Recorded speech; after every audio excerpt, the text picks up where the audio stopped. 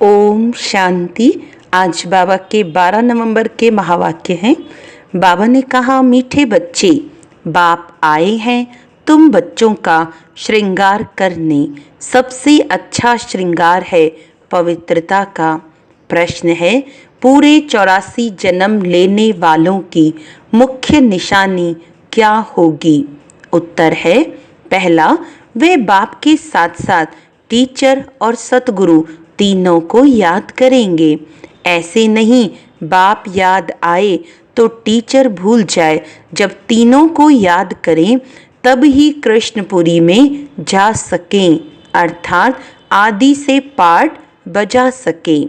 दूसरा, उन्हें कभी भी माया के तूफान हरा नहीं सकते हैं। ओम शांति।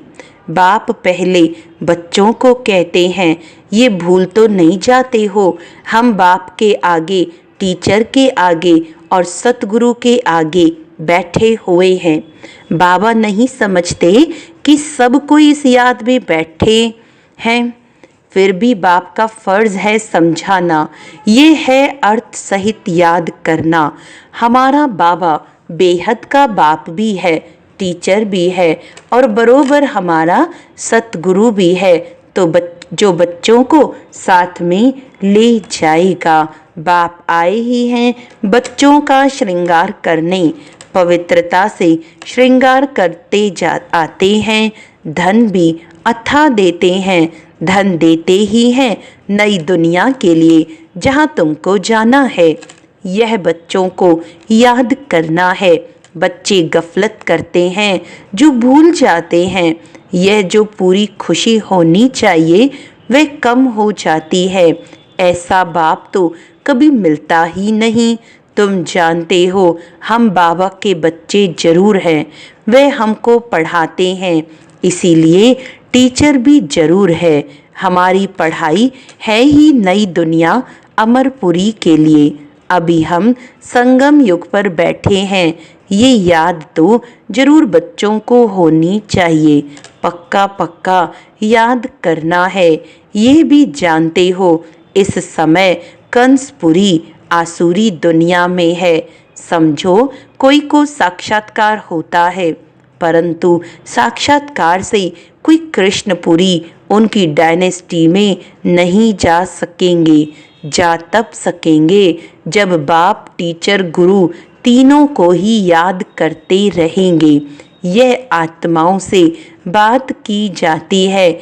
आत्मा ही कहती है, हाँ बाबा, बाबा आप तो सच कहते हो। आप बाप भी हो, पढ़ाने वाले टीचर भी हो। सुप्रीम आत्मा पढ़ाती है। लौकिक पढ़ाई भी आत्मा ही शरीर के साथ पढ़ाती है, परंतु वे आत्मा भी पतित तो शरीर भी पतित है। दुनिया के मनुष्यों को ये पता नहीं है कि हम नरकवासी हैं। अभी तुम समझते हो। हम तो अब चले अपने वतन।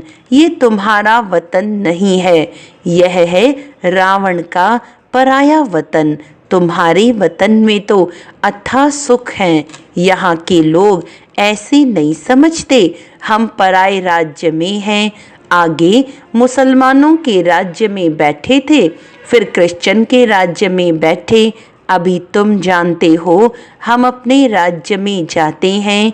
आगे रावण राज्य को हम अपना राज्य समझ बैठे थे।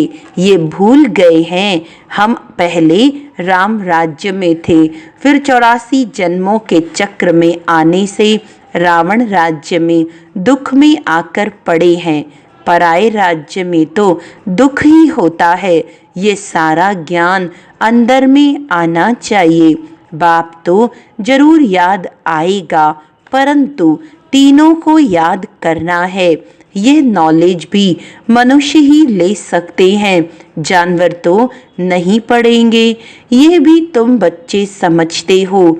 वहाँ कोई बैरिस्ट्री आदि की पढ़ाई होती नहीं।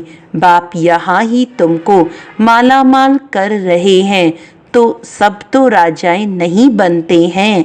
व्यापार भी चलता होगा, परंतु वहाँ तुमको अथाह धन रहता है, घाटा आदि होने का कायदा ही नहीं, लूट मार आदि वहाँ होती नहीं, नाम ही है स्वर्ग। अभी तुम बच्चों को स्मृति आई है, हम स्वर्ग में थे, फिर पुनर्जन्म लेते लेते नीचे उतरते हैं। बाप कहानी भी उन्हों को ही बताते हैं, 84 जन्म नहीं लिए होंगे तो माया हरा देगी। यह भी बाप समझाते रहते हैं। माया का कितना बड़ा तूफान है, बहुतों को माया हराने की कोशिश करती है। आगे चल तुम बहुत देखेंगे सुनेंगे। बाप के पास सबके चित्र होते तो तुमको वंडर दिखाते, ये फलाना इतना दिन आया बाप का बना, फिर माया हार खा गई, मर गया, माया के साथ जा मिला। यहाँ इस समय कोई शरीर छोड़ते हैं तो इसी दुनिया में आकर जन्म लेते हैं। तुम शरीर छोड़ेंगे तो बाबा के साथ बेहद घर में जाएंगे। वहाँ बाबा मम्मा बच्चे सब है ना, परिवार ऐसा ही होता है। मूल वतन में बाप और भाई भाई हैं और कोई संबंध नहीं। यहाँ बाप और भाई बहन हैं, फिर वृद्धि को पाते हैं।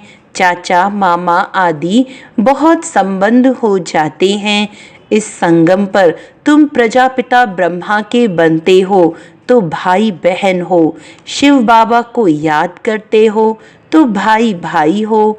ये सब बातें अच्छी रीति याद करनी है, बहुत बच्चे भूल जाते हैं। बाप तो समझाते रहते हैं। बाप का फर्ज है बच्चों को सिर पर उठाना, तब तो नमस्ते नमस्ते करते रहते हैं, अर्थ भी समझाते हैं। भक्ति करने वाले साधु संत आदि तुमको कोई जीवन मुक्ति का रास्ता नहीं बताते, वह मुक्ति के लिए ही पुरुषार्थ करते रहते हैं। वह है ही निवृत्ति मार्ग वाले। वह राजयोग कैसे सिखलाएंगे? राजयोग है ही प्रवृत्ति मार्ग का। प्रजापिता ब्रह्मा को 4 भुजाएं देते हैं तो प्रवृत्ति मार्ग हुआ ना। यहाँ बाप ने इनको अडॉप्ट किया तो नाम रखा है ब्रह्मा और सरस्वती। ड्रामा में नूंद देखो कैसी है। वानप्रस्थ अवस्था में ही मनुष्य गुरु करते हैं 60 वर्ष के बाद। इसमें भी 60 वर्ष के बाद बाप ने प्रवेश किया तो बाप टीचर गुरु बन गए। अभी तो कायदे भी बिगड़ गए हैं, छोटे बच्चे को भी गुरु करा देते हैं। यह तो है ही निराकार। तुम्हारी आत्मा का ये बाप भी बनते, टीचर सतगुरु भी बनते हैं। निराकारी दुनिया को कहा जाता है आत्माओं की दुनिया। ऐसे तो नहीं कहेंगे, दुनिया ही नहीं है। शांति धाम कहा जाता है, वहाँ आत्माएं रहती हैं। अगर कहें परमात्मा का नाम रूप देश काल नहीं तो बच्चे फिर कहाँ से आएंगे? तुम बच्चे अब समझते हो ये वर्ल्ड की हिस्ट्री ज्योग्राफी कैसी रिपीट होती है। हिस्ट्री चैतन्य की होती है, ज्योग्राफी तो जड़ वस्तु की है। तुम्हारी आत्मा जानती है हम कहाँ तक राज्य करते हैं। हिस्ट्री गाई जाती है जिसको कहानी कहा जाता है। ज्योग्राफी देश की होती है। चैतन्य ने राज्य किया, जड़ तो राज्य नहीं करेंगे। कितने समय से फलाने का राज्य था। क्रिश्चियन ने भारत पर कब से कब तक राज्य किया, तो इस वर्ल्ड की हिस्ट्री ज्योग्राफी को कोई जानते ही नहीं। कहते हैं सतयुग को तो लाखों वर्ष हुआ, उसमें कौन राज्य करके गए, कितना समय राज्य किया, ये कोई नहीं जानता। इसको कहा जाता है हिस्ट्री। आत्मा चैतन्य, शरीर जड़ है। सारा खेल ही जड़ और चैतन्य का है। मनुष्य जीवन ही उत्तम गाया जाता है।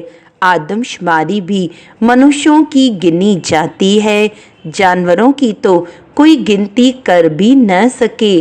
सारा खेल तुम्हारे पर है, हिस्ट्री ज्योग्राफी भी तुम सुनते हो। बाप इसमें आकर तुमको सब बातें समझाते हैं।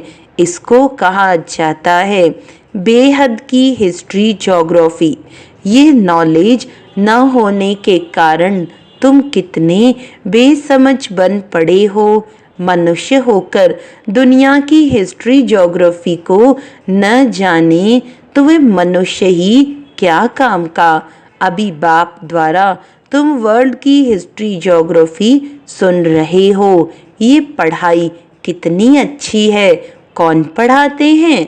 बाप। बाप ही ऊंचते ऊंच पद दिलाने वाला है।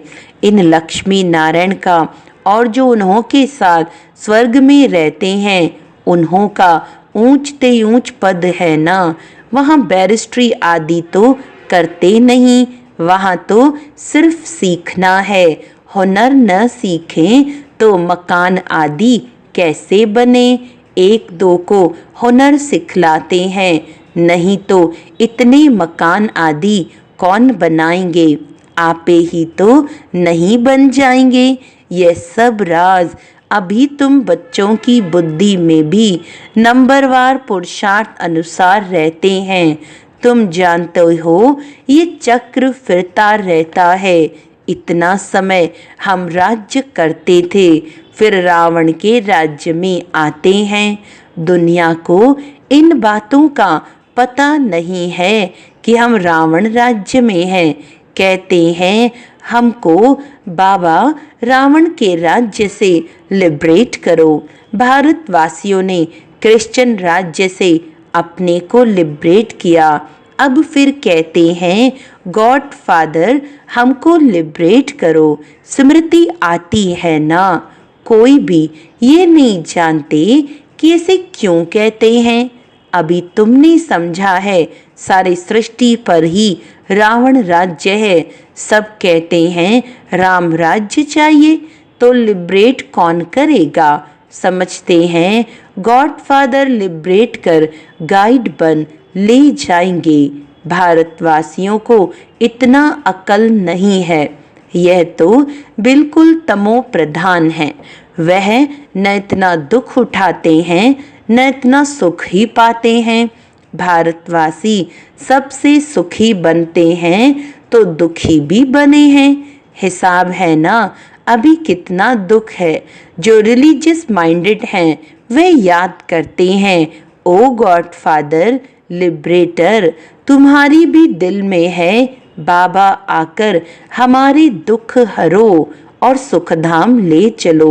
वह कहते हैं शांति धाम ले चलो। तुम कहेंगे शांति धाम और सुख धाम ले चलो।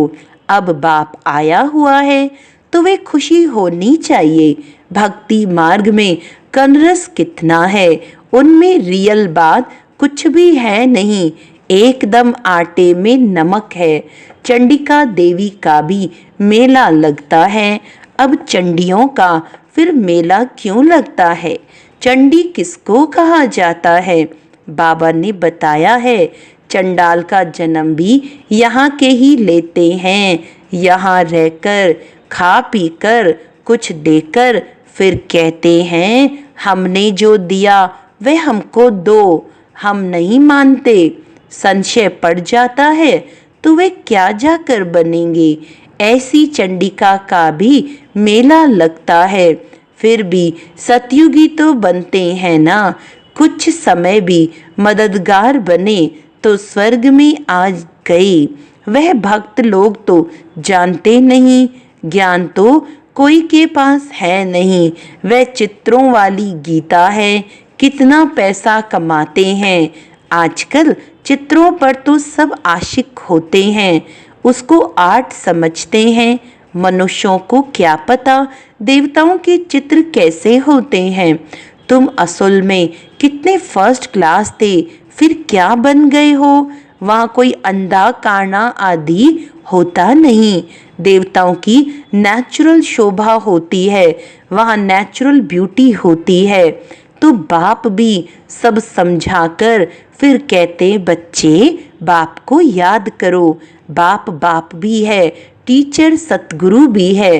तीनों रूप में याद करो तो तीनों वर्षे मिलेंगे। पिछाड़ी वाले तीनों रूप में याद कर नहीं सकेंगे, फिर मुक्ति में चले जाएंगे। बाबा ने समझाया है, सूक्ष्म वतन आदि में जो कुछ देखते हो ये तो सब है साक्षात्कार की बातें। बाकी हिस्ट्री ज्योग्राफी सारी यहाँ की है। इनकी आयु का किसको पता नहीं है। अभी तुम बच्चों को बाप ने समझाया है, तुम फिर कोई को भी समझा सकते हो। पहले पहले तो बाप का परिचय देना है। वह बेहद का बाप है, सुप्रीम। लौकिक बाप को परमात्मा व सुप्रीम आत्मा कभी नहीं कहा जाता। सुप्रीम तो एक ही है जिसको भगवान कहा जाता है। वह नॉलेजफुल है तो तुमको नॉलेज सिखलाते हैं। ये ईश्वरीय नॉलेज है, सोर्स ऑफ इनकम। नॉलेज भी उत्तम मध्यम कनिष्ठ होती है ना। बाप है ऊंचते ऊंच तो पढ़ाई भी ऊंचते ऊंच है, मर्तबा भी ऊंच है। हिस्ट्री ज्योग्राफी तो झट जान जाते हैं। बाकी याद की यात्रा में युद्ध चलती है। इसमें तुम हारते हो तो नॉलेज में भी तुम हारते हो। हार कर भागंती हो जाते हैं तो नॉलेज में भी भागंती हो जाते हैं। फिर जैसे थे वैसे बन जाते हैं और ही उनसे भी बदतर। बाप के आगे चलन से देह अभिमान झट प्रसिद्ध हो जाता है। ब्राह्मणों की माला भी है, परंतु कईयों को पता नहीं है कि हम कैसे नंबरवार यहाँ बैठे हैं। देह अभिमान है ना, निश्चय वाले को जरूर अपार खुशी होगी। किसको निश्चय है हम ये शरीर छोड़कर प्रिंस बनूंगा। सबने हाथ उठाया। बच्चों को इतनी खुशी रहती है, तुम सब में तो पूरे दैवी गुण होने चाहिए। जबकि निश्चय है, निश्चय बुद्धि माना विजयी माला में पिरोवंती माना शहजादा बनंती। एक दिन जरूर आएगा जो फॉरेनर्स सबसे जास्ती आबू में आएंगे और सब तीर्थ यात्रा आदि छोड़ देंगे। वह चाहते हैं भारत का राजयोग सीखें। कौन है जिसने पैराडाइज स्थापन किया? पुरुषार्थ किया जाता है। कल्प पहले ये हुआ होगा तो जरूर म्यूजियम बन जाएगा। समझाना है ऐसी प्रदर्शनी हमेशा के लिए लगाने चाहते हैं। 4-5 वर्ष के लिए लीज पर भी मकान लेकर लगा सकते हैं। हम भारत की ही सेवा करते हैं सुखधाम बनाने के लिए। इसमें बहुतों का कल्याण होगा। अच्छा, मीठे मीठे सिकिलदे बच्चों प्रति माता पिता बाप दादा का याद प्यार और गुड मॉर्निंग। रूहानी बाप की रूहानी बच्चों को नमस्ते। हम रूहानी बच्चों की रूहानी बाप दादा को याद प्यार गुड मॉर्निंग, नमस्ते नमस्ते नमस्ते जी। धारणा के लिए मुख्य सार है, अपार खुशी में रहने के लिए सदा स्मृति रहे कि स्वयं बाप हमारा श्रृंगार कर रहे हैं। वह हमें अथाह धन देते हैं। हम नई दुनिया अमरपुरी के लिए पढ़ रहे हैं। विजय माला में पिरोने के लिए निश्चय बुद्धि बन दैवी गुण धारण करने हैं। जो दिया उसे वापस लेने का संकल्प कभी न आए। संशय बुद्धि बन अपना पद नहीं गंवाना है।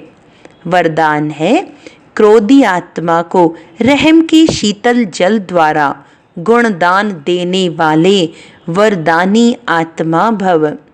आपके सामने कोई क्रोध अग्नि में जलता हुआ आए, आपको गाली दे, निंदा करे, तो ऐसी आत्मा को भी अपनी शुभ भावना, शुभ कामना द्वारा, वृत्ति द्वारा, स्थिति द्वारा, गुणदान या सहनशीलता की शक्ति का वरदान दो।